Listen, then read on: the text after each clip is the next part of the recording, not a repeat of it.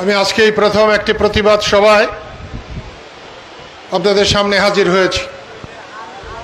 আমি অভিনন্দন জানাই ছোট ভাই আজাদকে। মুক্তিযুদ্ধের সময় কোলে ছিল, কোলে চড়ত।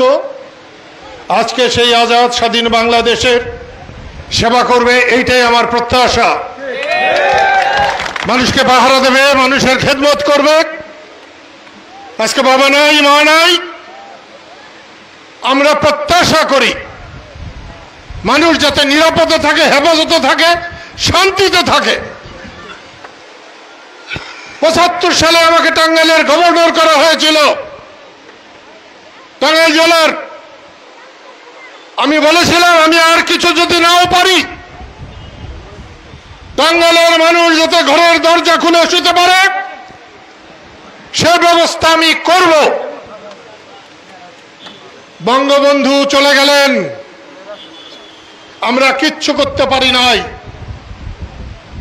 আজকে এখানে প্রতিবাদ সভায় আমি এই জন্য এসেছি, কালকে যখন 5:30 6টার দিকে আমি এখান থেকে পার হয়ে যাই, তখন আমাকে প্রথম যে বলেছিল, তার নাম বোধহয় খুব সম্ভবত মুক্তার, আমাকে মেরেছে, আমাকে মেরেছে, আমাকে মেরেছে বারবার বলছিল। আমি জিজ্ঞেস করেছিলাম কে মেরেছে? বলছে চেয়ারম্যান মেরেছে। আসলে চেয়ারম্যানের পথ কি মানুষকে মারার পথ? চেয়ারম্যান কি প্রেসিডেন্ট দেশের? আইয়ুব খান ইচ্ছা হলে কাউকে মারবে? আমার ভালো লাগে না এই কথাটা।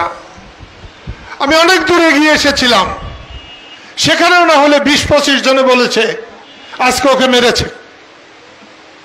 আরেকটা গিয়ে আসলে আরো 20-25 জনে বলেছে যে ওরা মেরেছে। আমার তখন খারাপ লেগেছে। কেন মারবে? কেন মারবে?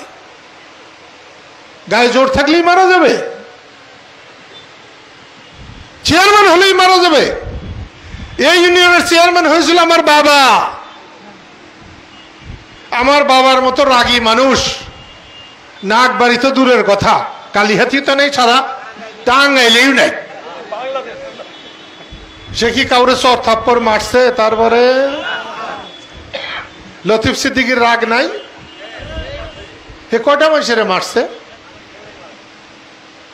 মানুষকে মারা বড় মানুষের কাজ না। এই জন্য আমার খারাপ লেগেছে। আমি কালকে রাত্রেই বলেছি যে আমি যাবো রতনগঞ্জে প্রতিবাদ সভা করো একটা। তোতা প্রথম বললো বাজারের উপরে, আমার পছন্দ হয়েছিল মার্কেটে। পরে শুনলাম আজকে রতনগঞ্জের হাটবার। ঠিক আছে, এখানে করা হয়েছে, খুব ভালো হয়েছে। কিন্তু মাইক যে স্বর্গের মধ্যে বান্যা দিয়েছে, ওটা কি ভালো হয়েছে? ব্যাককেলের কাজ। ওই যে একটা মানছে ওইখানে স্বর্গে, আর এইখানে পাবলিক, এখানে মাইক বান্ধে ওখানে। তাহলে দেশটা কেমন চলতেছে বুঝুন। যে মাইক চালায় হে মাইক চালাইতে জানে না, যে দেশ চালায় সে দেশ চালাইতে জানে না। সব অসল। আমার নেতারা ছাগল, ছাগল না, ছাগলের বাচ্চা। তাগো কানে যায় নাই, তাগো চোখে দেখে নাই যে মাইক ওখানে বাঁধবে, মাইক বাঁধবে এখানে। একটা কথা মানুষের বুকে লাগছে, সব আকাশ দিয়ে যাইতেছে।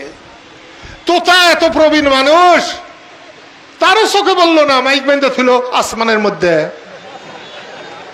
এ কথা কি আল্লাহরে শোনাবার জন্যে নাকি পাবলিকরে শোনাবার জন্যে?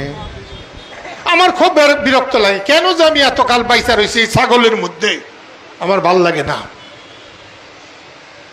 এইরকম যদি বেতাল মানুষ আমার সঙ্গে ৭১ সালে হইতো, মুক্তিযুদ্ধে জয় লাভ তো দূরের কথা, পরাজয় বরণ করতে পারতাম না। আমার ইথার সিদ্দিকী একটু আগে বললো পাক বাহিনী, অর্ধেক বইলে পরে থামছে। ওই বেটা হানাদাররা পাক বাহিনী, যারা মানুষের ইজ্জত নষ্ট করে, মা বোনের যারা মানুষ হত্যা করে, তারা পাক, তারা না পাকেরও তো ধন। কিন্তু তালে তালে পাক বাহিনী, পাক বাহিনী আর বাপ বাহিনী। বিরক্তিতে আমার মন ভরে যায়। বড় কাজ করে কারো বেশি সময় বাঁচতে নাই। কেন যে আল্লাহ আমাকে বাঁচিয়ে রাখছে আমি তাই জানি না। সোহেল হাজারি সম্পর্কে যখন গালাগালি শুনি আমার ভালো লাগে না। আজকে আমি আসবার সময় দেখলাম 5-6টারই মোটরসাইকেলওয়ালা স্লোগান দিতেছে হই হই রই রই, সোহেল কি জানি হাজারি গেল কই, অমুক তমুক। আমার খুব খারাপ লেগেছে। আদর্শ সিদ্দিকী তোমাকে বলছি, এগুলা সবটি তোমার চেলা। তাদেরকে বলবা পারলে সোহেল হাজারির পায়ে ধরে যেন মাপ চায়। রাস্তাঘাটে বয়সে বড় মানুষকে গালাগালি করা ভালো না। সোহেল গালাগালি করার লেখাপড়া নাই, সার্টিফিকেট জাল করে, সেই জন্য গালাগালি করে। তুমি কোথায় করো? তুমি কোথায়?